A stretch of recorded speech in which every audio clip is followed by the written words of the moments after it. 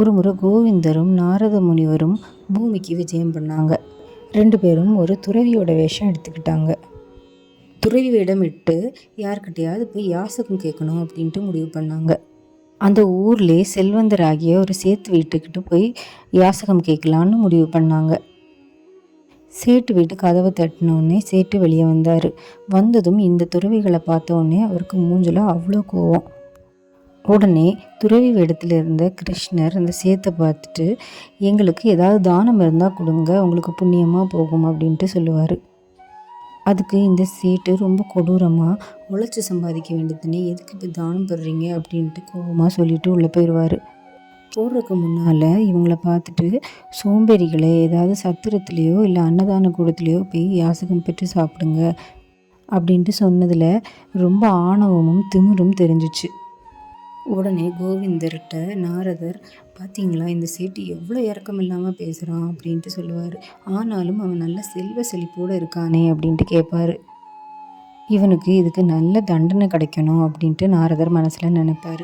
ஆனால் கோவிந்தரோ இவனுக்கு மேலும் செல்வம் பெருகட்டும்ட்டு சொல்லிக்கிட்டு போயிடுவார்.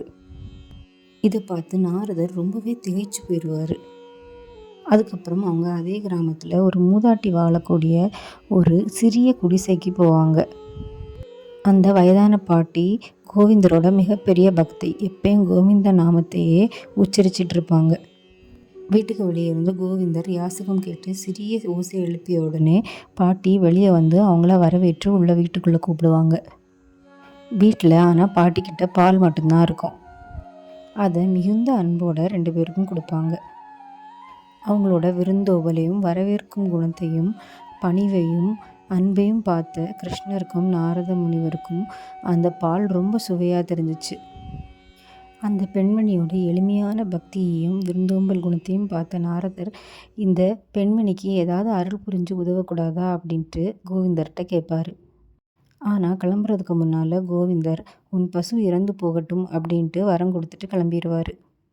உடனே மறுபடியும் நாரதர் ரொம்பவே திகைச்சு போயிட்டு, பிரபு, அவளுக்கு கூட இருக்கிறதே அந்த ஒரு பசு தான், அந்த பசுவோட பாலை விற்று தான் அவள் தேவைகளெல்லாம் நிறைவேற்றிக்கிட்டு இருக்கா, அதையும் நீங்கள் சாகட்டும்னு சொல்லிட்டீங்கன்னா அவள் என்ன பண்ணுவா அப்படின்ட்டு கேட்டார். நாரதர் ரொம்ப குழப்பத்துலேயும் வருத்தத்துலேயும் இந்த கேள்வியை கேட்டார் பிரபுவை பார்த்து. அதற்கு கோவிந்தர் நாரதரை பார்த்து ரொம்ப சாந்தமாக, இந்த பெண்மணி என் மேலே மிகுந்த அன்பு வச்சுருக்காங்க. ஆனால் இன்னும் கொஞ்ச நாளில் அவங்க உயிர் பிரிய போகுது. அவங்க பிரிய போகிற நேரத்தில் என் பசுவுக்கு நான் இறந்த பிறகு என்ன ஆகுமோ, அதை கசாப்பு கடைக்காரன் எடுத்துகிட்டு போய் வெட்டிட்டா என்ன பண்ணுறது அப்படின்ட்டு பசுவை பற்றியே கவலைப்பட்டுட்ருப்பாங்க. அதனால் கடவுளை மட்டுமே நினச்சிக்கிட்டு யார் மேலேயும் பற்றில்லாத ஒரு வாழ்க்கையை அவளால் வாழ முடியாது. அப்படி அவள் பசு மேலே பற்றாக இருந்தால் என்னை அவளால் அடையவும் முடியாது இறந்ததுக்கப்புறம். அப்படி பசுவை பற்றியே நினச்சிட்டு இருந்தா அடுத்த ஜென்மத்தில் பசுவாய் பிறப்பெடுத்து இந்த உலகத்தில் வாழ வேண்டியது இருக்கும். அதுதான் கர்மாவின் நியதி.